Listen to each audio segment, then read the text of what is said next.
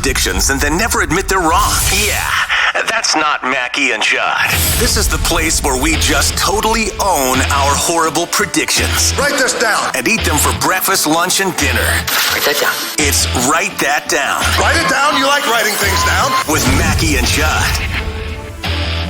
Skol kids. Skol kids.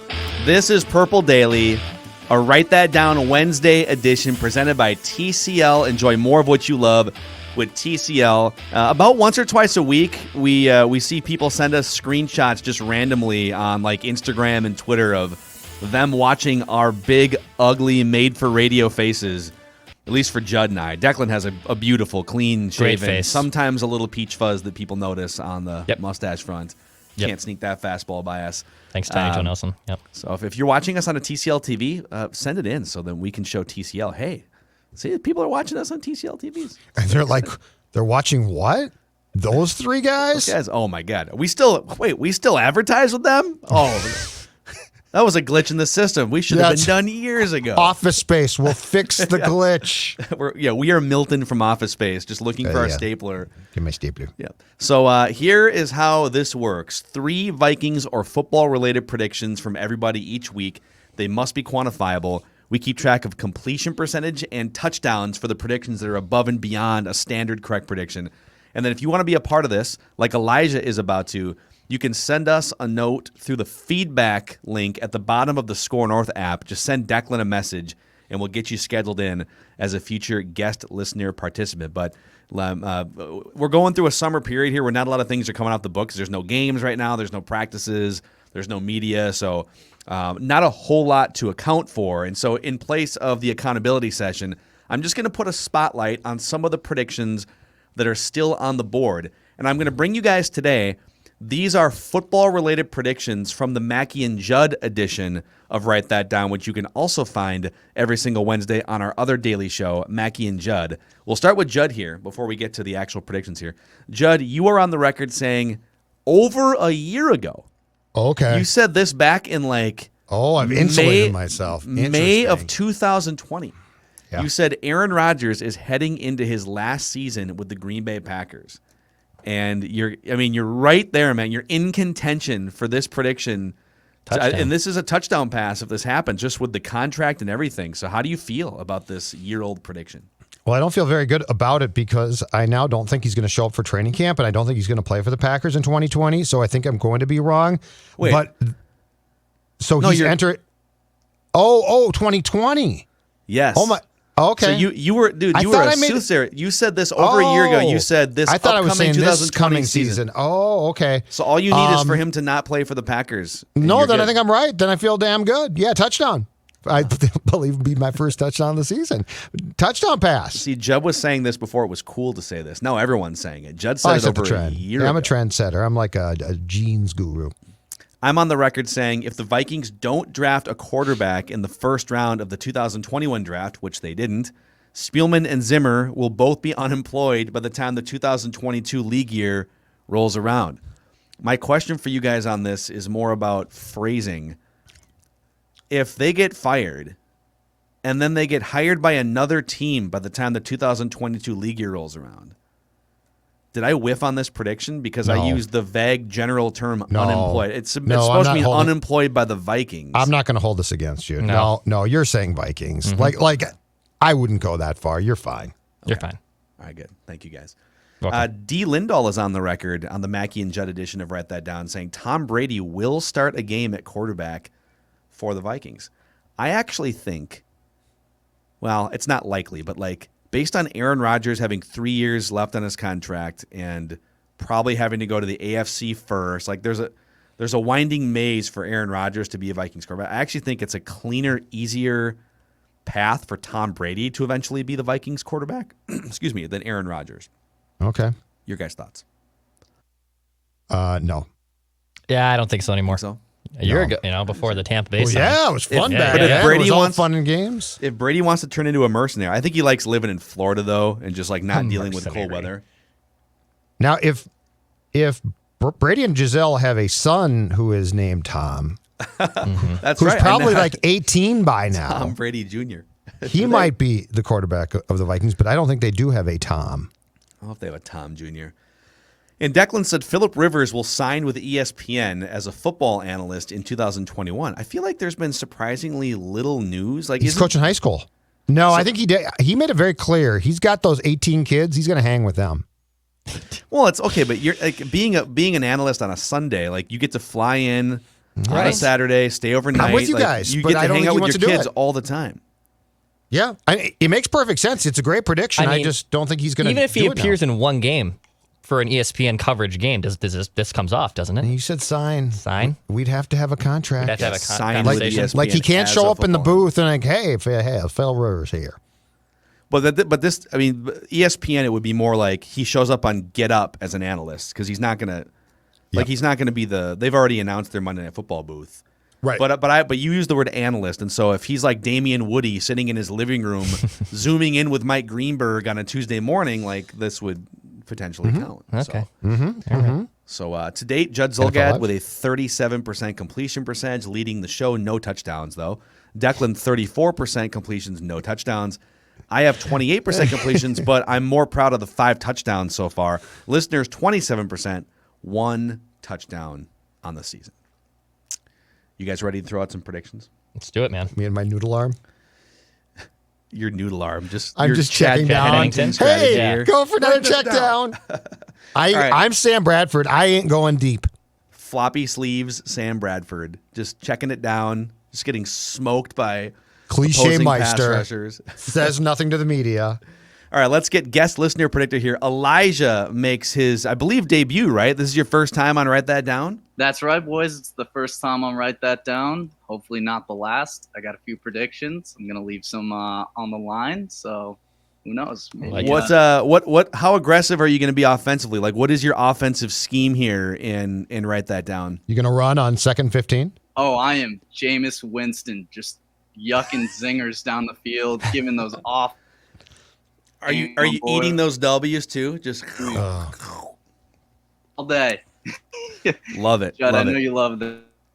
Oh, so Big Jameis Winston guy. Here's how it's going to work. We're going to start with Elijah and then Judd, Declan, back to me, Phil. 3 trips around the room, and really the only parameters here are your predictions must be quantifiable in some way, and they must be at least loosely related to football. So, Elijah, you start us off with the first prediction. Write this down.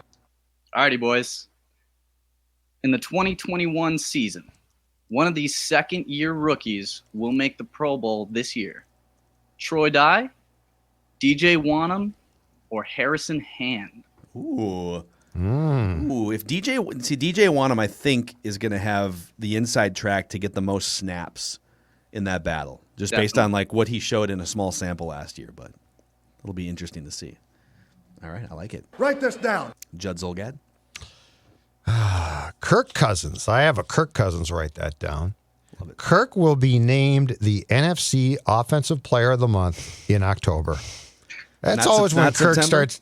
That's when he starts to cook. October. Kirktober. Kirktober. I think he's going to have a big October again. Kirktober. That's excellent, Declan. Thank you. Kirktober. And he will be the NFC Offensive Player of the Month in October. Kirktober, baby. We'll have to figure out how to best celebrate Kirktober here on the show when he throws for an average touchdown, of 340 yards a game. Yeah, that's absolutely. a touchdown, right? If I get that because I nailed Mystery the month. meat. Ball cooked mystery meat. Write this down. Just a block of beige meat. Ugh, stop. That's disgusting. That was the grossest piece of meat I've ever seen. We're just going to let that one sit there for a second. I was hoping somebody would do something with that. Okay, whatever. All right, Declan, your first prediction. I have a Kirk prediction as well. We've been talking about Kirk this week. So I'll say Kirk Cousins will have 3 game-winning drives in 2021. Wow. Kirk Cousins will have 3 game-winning drives in 2021. So exactly 3, and is this regular season and postseason, or just regular season? Just regular season. I'm going to say it's a regular season prediction and exactly 3. Yep. Okay. So yeah, we all are sort of on the same thought track here. Write that down. I have 3 Kirk Cousins predictions, and because all of you guys sit there and talk about how negative we are about Kirk every week, I have 3 positive Kirk Cousins predictions this week. All right? Trying to turn that image around, aren't you, Phil Mackey? No, listen, somebody tweeted last night at me, can't remember who it was, said on the Kirk Cousins late fourth quarter statistics that we threw out of the show, something like Mackie and Judd don't care about the truth. They just want to get more listeners. I mean, like, listen, like if we had to choose between more listeners or the truth, we would definitely choose more listeners. Don't get us wrong. But it's viewers too. It's viewers too, because you want to look at us now. I mean, let's be honest. We care about the truth to some extent, but if you're going to promise us more viewers and listeners and more advertisers, I mean, no. We try to do both. Yeah. We try to do both on the show. So here's the prediction. Kirk will be credited with at least one fourth quarter comeback sometime in the first 3 weeks of the season. Before Kirktober, he will have a fourth quarter comeback of some kind. I guess I haven't looked to see what the exact dates of those games are, but don't hold me to the Kirktober part. He will be credited with a fourth quarter comeback sometime in the first 3 weeks of the season. Write it down. You like that? You like that? Back to Elijah, your second prediction. Hey, I'm riding that Kirk train with you guys. I'm glad you brought it up. Judd, I don't think our predictions will be mutually exclusive. I think Kirk will have a great October. However, week 7, Halloween night, something a little spooky happens to Kirk. Kirk goes down. Oh, no. There's some sort of transitional period. You know, Nate Stanley might come in, or it's Jake Browning. Oh, God. Finish the game against the Cowboys, and they play horribly. So in comes in our boy, Kellen Mond, who finishes the regular season almost undefeated and wins at least one playoff game. So how do we quantify this? So you're saying week 7, Kirk gets hurt. Following week 7, Kellen Mond becomes the starting quarterback. Right. Week 8, Kellen Mond becomes the starting quarterback. Okay. And wins a playoff game. He's almost undefeated. I say he loses, to make it quantifiable, 2 games. Okay. In the regular season. I'm gonna help and say 2 games or less, because if all of these other things come to fruition, then you don't want to be stuck on the exact 2 losses total. If it's 1 and everything else happens, we don't want that to screw you. Sure. So 2 games or less. 2 games or less. To make quantifiable. Okay. All right, Dex, you got that? Yes, I do. Figured out. Okay, cool. If that's right, shut the segment down. And end that's the a show walk. if that one's That's right. a walk That's a off. walk-off. That's a walk. Like we will Right. just The Minneapolis Miracle. Yep. Minneapolis Miracle. That's our last episode when we bring you back on, and you got every part of that right. That's like one of those old, like, Fran Tarkenton scrambling around, like running backwards for 30 yards and then finally throwing it down the field. I like it. Write 10 this down. seconds left. 40-yard line. Just tossing a 60-yard bomb down the field. Going for it all.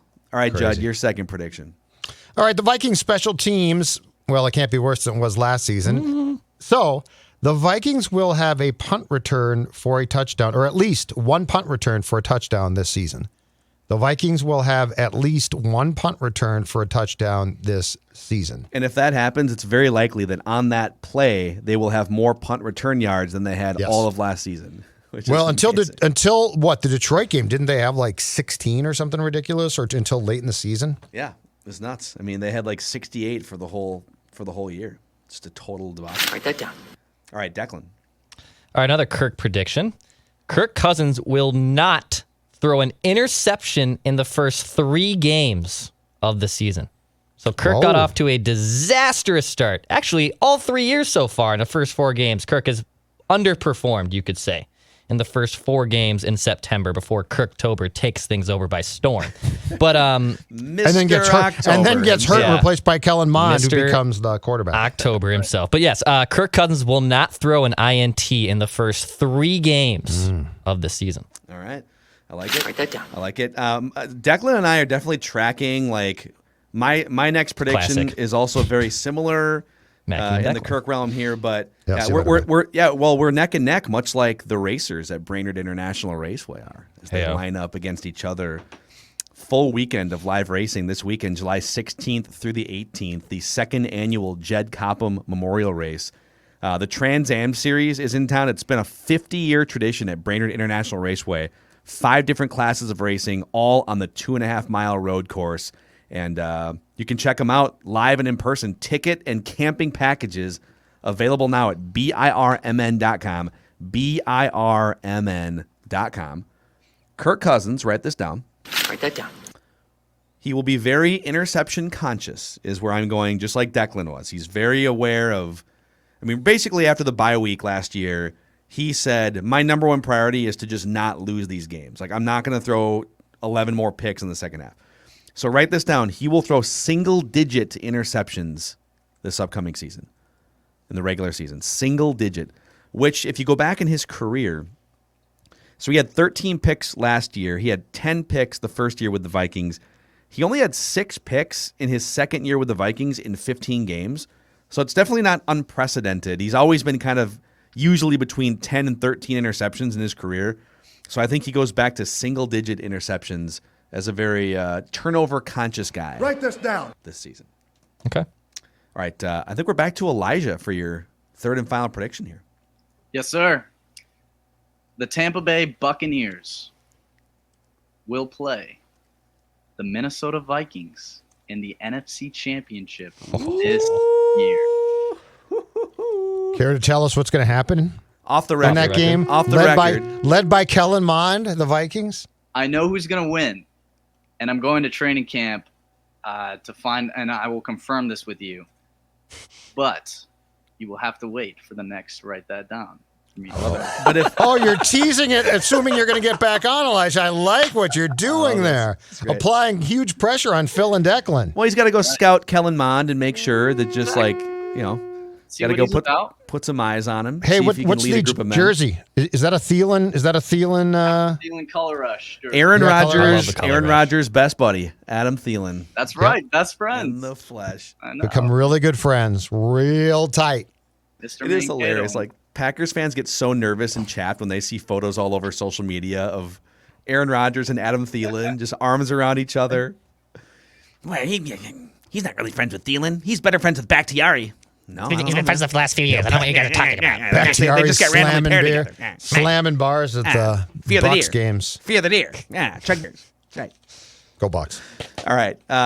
Great stuff, Elijah. Bringing the energy, bringing the flow, bringing the jersey. Since you've got this platform here, this multimedia conglomerate that is Purple Daily, is there anyone in your life you'd like to thank that brought you to this pinnacle point? Absolutely. I would love to thank my dad first and foremost for making me a Vikings fan. He was born and raised in Minnesota and moved out here to the East Coast where I was born. And he made me a Vikings fan, in which I've switched many years of suffering for championship years out here if I was a homer. But, it's okay. I like the underdog, so it's cool. And love to thank you guys, man. I mean, I've been looking for some Vikings therapy in my life, and I managed to stumble across all 3 of you guys. And it's been great just listening in every week and actually every day. And just finally realizing that there's people out there who I can listen to and talk to about this, because I don't think people know the pain, so it's rough. Amen. Hey, just quick question, and I think to what you just said, one of the coolest things about what just we've been able to, I think, help facilitate is we love the community of Vikings fans. We love the YouTube comment section. We love the other social media platforms and stuff. When did you first discover Purple Daily? Just a question for our own curiosity. So I first discovered actually your buddy, Realistic Randy, I came across first. Yeah. And then I discovered Purple Daily probably a month or two after that. I would say probably December last year. Cool. On YouTube. Nice. Cool. Realistic Randy, by the way, so we had him on a few weeks ago. We'll get him on again sometime and whatnot. So Realistic Randy used to be one of the OG, when it was 1500 ESPN radio, just AM radio product, like 7 years ago. Judd and I used to host the radio version of Ventline. And Realistic Randy would call in from the West Coast, and he would just, every week it was the highlight. Like he would just come in. And I think at one point we were like, dude, you should do a podcast or something. You should do this. And not that we deserve any credit for him, but he's he goes way back in the Mackey and Judd archives, and it's super fun to see the success he's having on his own, doing his podcast and YouTube too. So, yeah, when you guys collabed, I was like, that was my dream collaboration to have happened. Dream team. That's cool. Purple Daily and Realistic Randy, because man, there'd just be nights where I just tune into Realistic Randy, just snuggled up in my bed and listening to him rant was just. You need a lot of therapy, man. A lot of therapy. You're still in need of a lot of therapy. Don't abandon the plan. We should. That's another business model here. We will provide paid therapy. You want to sit and just vent your Vikings frustration. Judd will sit on his couch drinking beer and just listen to you over a Zoom call or something. I've got advice too. I mean, there's ways to handle it. Listening to Judd just like every week going like, Kirk, Kirk's a good quarterback. He's a great quarterback. The only problem is his contract. He's getting paid like a top 3. That's Phil too. Yeah. We need to have a service where it's like the 5 main things we say about Kirk you can just have on your phone or something. Well, you got to preface it with he's a good QB because you don't want to say he's not a good QB. Oh, he's a good quarterback. What you have to say is what's the problem. Yeah. The problem is he's paid like a top 3 quarterback. Mm-hmm. Elijah, great work today. We'll get you on again sometime, and thanks for making Purple Daily a part of your regimen. We'll talk soon. Absolutely. See you, Elijah. Thank you so much. Thanks. Great stuff. That's Elijah bringing his 3 predictions. We'll go back to Judd here. Final trip around the room. All right, I'm going to go to the ranks of college football. Tanner Morgan will be in the top 3 quarterbacks in the Big Ten in passing yards this season. So Gophers quarterback Tanner Morgan will be in the top 3 QBs in the conference in passing yards this season. I think a bounce back. People aren't really talking about him because he kind of disappointed last year. It was just a weird year. But last year was so disjointed. Yep. That I think he's going to bounce back. I actually think the whole program is going to bounce back. I hope for their sake they do. Yeah. All right, Write this down. Your final prediction this week. All right, my final one, not a Kirk one. It's a Vikings prediction. Last year, the Vikings finished 6th in red zone touchdown percentage, which actually shocked me. I don't really remember them being that. I mean, I know they weren't ineffective, but I didn't think they were that effective in the red zone. So I will say this year, the Vikings will finish top 5 in red zone touchdown percentage in 2021. Thielen had so many by red the way. zone touchdowns. Thielen had 14 overall touchdowns. All right, so top 5, and so you're saying percentage of trips to the red zone that wind up in a touchdown? Is that Correct. how we're okay? Correct. I like it. And then final predictions, another Kirk one. Write this down. So Kirk was sacked 39 times last year. We're adding an extra game this year. So, there's potential to be sacked even more. But write this down. Kirk will be sacked 32 times or fewer this upcoming season. So even though we're 32? adding a game, he will be sacked at least 7 fewer times than he was last year. I legitimately think just not having Dakota Dozier playing for you, which as of right now, he's a starting guard on the depth chart, but I don't think that's going to be the case. So he'll be sacked 32 times or fewer. No excuses. Running the table with those Kirk predictions, very impressive. Well, I just want to show it's not all negativity here. There's some. Elijah said it perfect. Elijah said it perfect. What we say, we always preface it. Yeah, it's more the contract. I mean, there's some issues with him regardless of the contract, but he's one of the 15 best quarterbacks in the world, and I think we've fleshed it all out. Have you seen the group in Australia though? What? You said the world. I said, have you seen the quarterbacks in Australia though? I thought there was some Kirk. Iraq has. I guess Iraq has a couple guys with really good arms. They play under pressure too. Good God, it's crazy. Before we get to Judd's weekly training camp stories here, we go back into the camp archives. A quick shout out to our friends at Federated Mutual Insurance Company. They've been helping business owners for over 100 years, and they just provide a ton of peace of mind, resources to help your business maximize its potential and minimize the risk of things that could happen.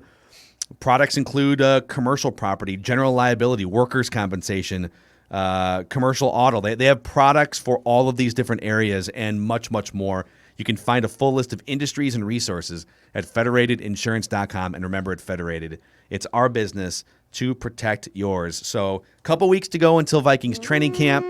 And Judd Zulgad has covered the most Vikings training camps, even though Declan and I have covered training camps as well, because he used to be the lead, capital L, Vikings beat writer for StarTribune.com, AccessVikings.com. And I'd love to go back 10 years ago, almost to the day, Vikings training camp 2011, when you had the interesting dynamic of Christian Ponder having been drafted and Donovan McNabb having been signed or traded for. I think it was a Traded box of draft footballs pick or something. Draft pick at the end of the offseason lockout that they had. So take us through the dynamic of the Donovan McNabb, the summer of McNabb's arrival into training camp, and Christian Ponder also being a first-round pick in that same camp. No fire. There's the camp. Yeah, fire. Yeah. The campfire. I was waiting for the fire you go. to start. So let me take you back to that offseason and Leslie Frazier beginning his first full season as the Vikings head coach after being named the interim coach and getting the job following the debacle of a 2010 in which it brought the end to Brett Favre's NFL career. So Leslie and Rick at that time, Rick was not GM yet. He was still, I think, he was a vice president. And the agreement was, and I remember asking the Wilfs about this when Les got the job, the agreement was that each would have basically their own say, a 50-50 say, in the personnel on the roster. So there was no dominant, like now, I think that unless I'm wrong about this, when Rick became GM, he assumed control of the 53-man roster. Well, he didn't have it at this time. So what we had was, well, first of all, a failure to communicate.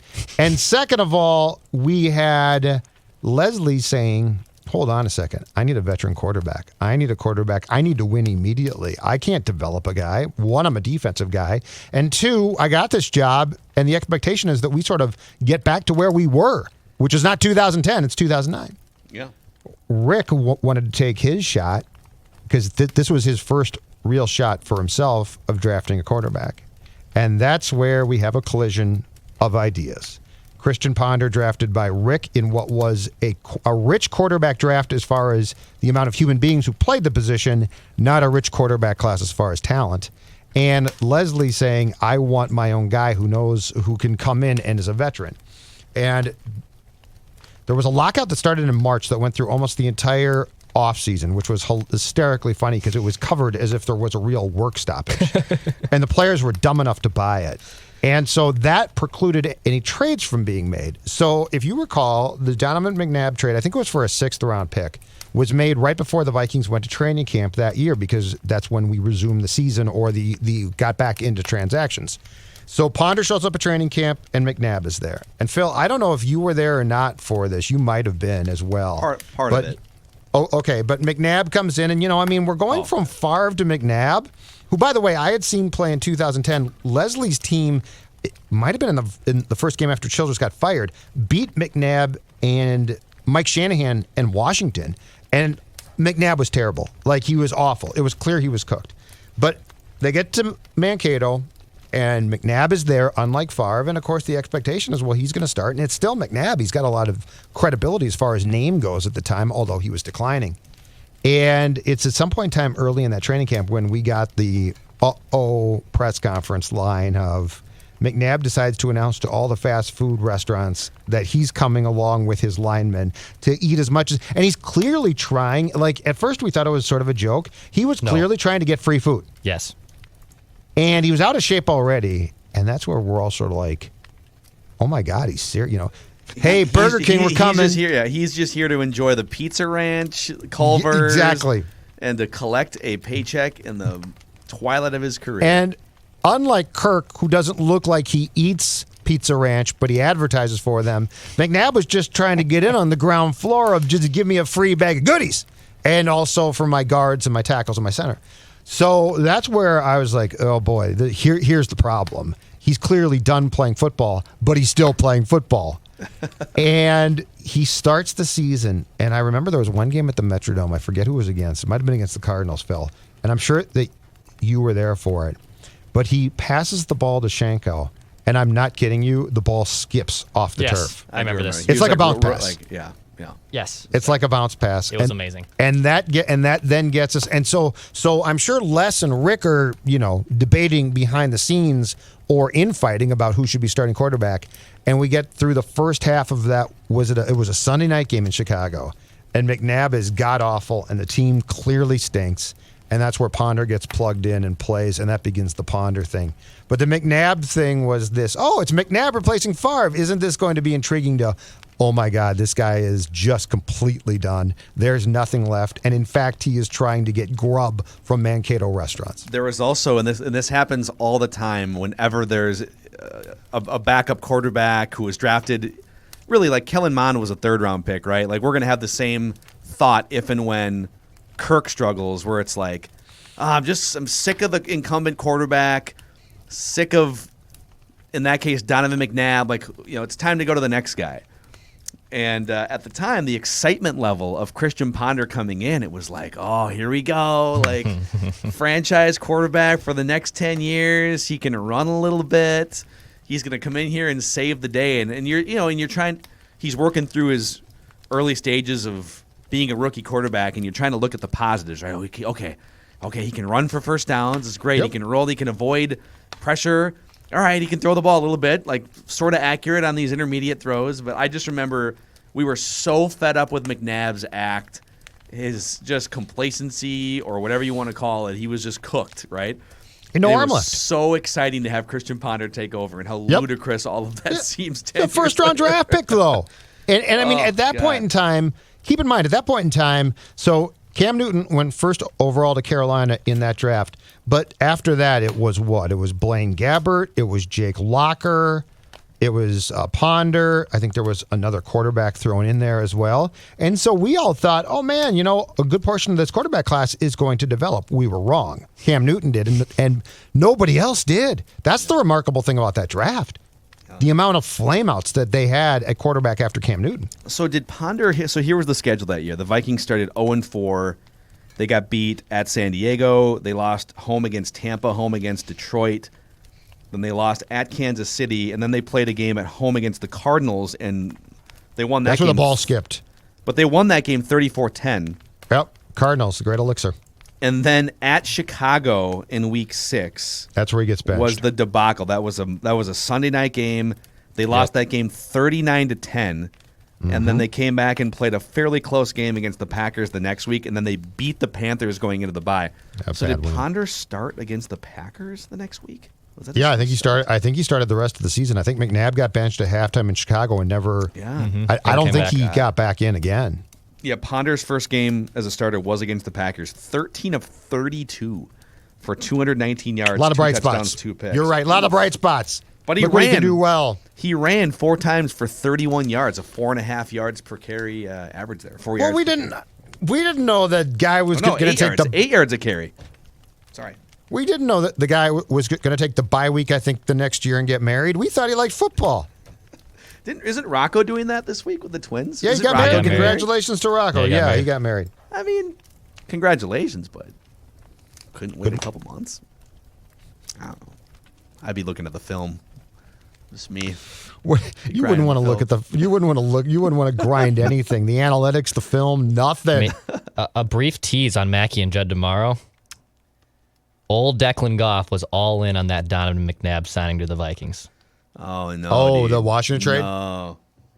Okay, cool. No. Can't wait to see it. You can already declare me the winner. Like, I don't even want to bring you guys yours tweets if you even. I'm hoping you have some to even it out, but.